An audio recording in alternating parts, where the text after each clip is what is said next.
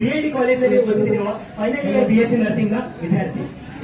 ಈ ಕಿರುನಾಟಕದ ಉದ್ದೇಶವೇನೆಂದರೆ ಈ ಸಮಾಜದಲ್ಲಿ ನರ್ಸ್ ವೃತ್ತಿಯಲ್ಲಿರುವ ನಮ್ಮೆಲ್ಲ ಬಂಧುಗಳು ಯಾವ ರೀತಿ ಜನರ ಜೀವನದಲ್ಲಿ ಪ್ರಮುಖ ಪಾತ್ರವನ್ನು ವಹಿಸುತ್ತಾರೆ ಎಂದು ಈ ಮೂರು ಸನ್ನಿವೇಶಗಳ ಮುಖಾಂತರ ನೋಡೋಣ.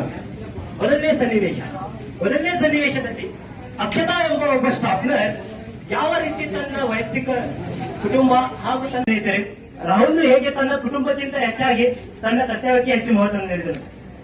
ಈಗ ತಮಗೆಲ್ಲ ಅನ್ನಿಸ್ತಿರ್ಬೇಕಾಗಿತ್ತು ಅವ್ರ ಮನೆಯ ಕಾಲ್ಗಳನ್ನ ಹೋಗ್ಬೇಕಾಗಿತ್ತು ಅಂತ ಹೇಳಿ. ಬಟ್ ಇಲ್ಲೇನಿರ್ತದೆ, ಬೇರೆಯವ್ರ ಜಾಬ್ ಮಾಡಕತ್ತಿದ್ರೆ ಆಗ್ತಿತ್ತು. ಬಟ್ ರಾಹುಲ್ಗೆ ನಂಬಿ ಅವನಿಗೋಸ್ಕರ ತನ್ನ ರೋಗಿಗಳು ಬಂದಿರ್ತಾರೆ.